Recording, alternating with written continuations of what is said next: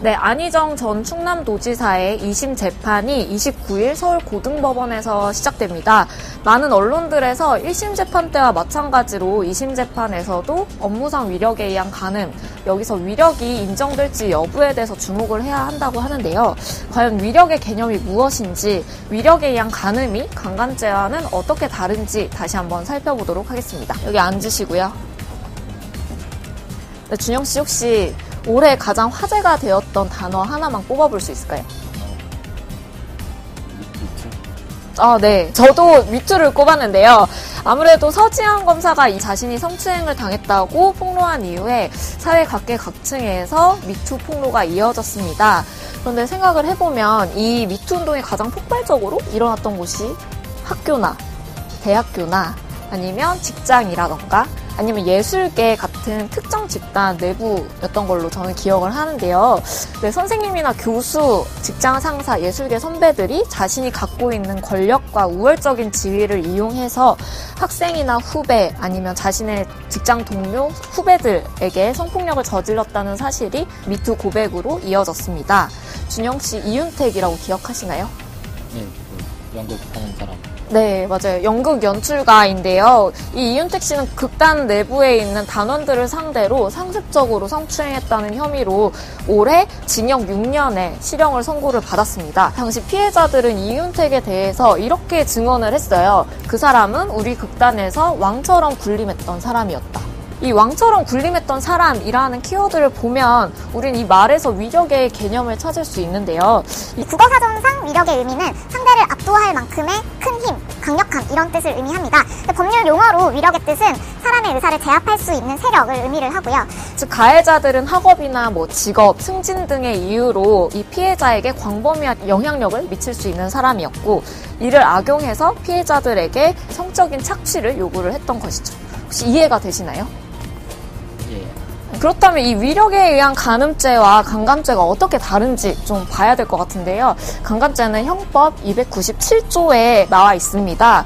이 강간죄는 폭행이나 협박이 반드시 있어야만 성립이 돼요. 예를 들어서 성폭행 와중에 너 내 말을 듣지 않으면 너 죽여버릴 거야. 약간 이런 언어상의 위협이 있다거나 혹은 얼굴을 주먹으로 때리면서 성폭행을 할 경우 이럴 경우에는 강간죄가 성립이 됩니다. 하지만 모든 성폭력들이 이런 폭행이나 협박이 있진 않죠. 이런 폭행이나 협박이 없어도 내가 가진 우월적 지위를 이용해서 성폭행을 할 수 있어요. 이럴 경우 적용을 할 수 있는 게 바로 위력에 의한 간음죄입니다. 고용관계에서 발생할 수 있는 이 경우를 처벌하는 법률이 바로 업무상 위력에 의한 간음이라고 보시면 됩니다. 형법 303조에 나와 있고요. 그냥 그 위력에 의한 간음이랑 업무상 위력에 의한 간음이랑 뭐가 다른 거예요? 위력에 의한 간음의 경우에는 개념적인 단어이고요. 이 피해자가 누구냐에 따라서 13세 미만, 19세 미만, 장애인일 경우, 성인일 경우 업무상 위력에 의한 간음 이렇게 구분을 해서 법정형을 또 따로 두고 있습니다. 그래서 이 업무상 위력에 의한 간음일 경우에는 징역 5년 이하 그리고 벌금 1,500만 원 이하의 형에 처하고 있는데요. 현재 안희정 전 지사가 받고 있는 혐의는 총 3가지고 범죄 행위는 총 10번입니다. 그러니까 업무상 위력에 의한 간음 4번이고요. 업무상 위력에 의한 추행이 1번, 그 다음에 강제추행이 5번. 1심 재판부는 지난 8월 선고 공판에서 이 모든 혐의에 대해서 무죄를 선고를 했어요. 그러니까 안 전 지사에게 위력이 있었던 건 맞다. 하지만 그걸 남용해서 성폭력을 저지른 건 아니다. 이렇게 판단을 한 거죠.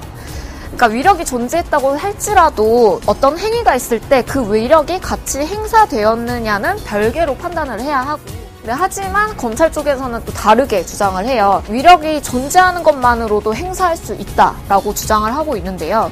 이 1심 재판부가 위력의 존재에 더해서 자의적으로 위력의 행사라는 요건을 더 추가를 해서 훨씬 더 보수적으로 판단을 했다 이렇게 주장을 하고 있는 거거든요. 1심 공판에서 검찰 쪽은 안 전 지사의 막강한 권력이 있었고 원고인 피해자는 별정직 공무원이기 때문에 이 안 전 지사의 지위에 휘둘릴 수밖에 없었다. 이런 모든 정황으로 봤을 때 위력이 성립되는 범죄라는 것을 입증할 수 있다. 이렇게 주장을 한 거죠. 근데 안희정 전 지사 쪽에서는 업무상 위력은 존재하지도 않았고 그리고 설령 존재를 했다고 할지라도 그게 행사되진 않았고 그리고 이 모든 행위들은 위력에 의한 것이 아니라 남녀 간의 애정관계, 스킨십 이런 것일 뿐이었다. 약간 이렇게 주장을 하고 있는 거거든요. 네, 그래서 이번 재판의 쟁점도 이 위력이 과연 법원에서 어느 정도까지 인정될지 주목을 해야 될 것 같습니다. 법원에서 1심 때처럼 이 위력의 존재와 행사를 따로 구분을 해서 판결을 할지 아니면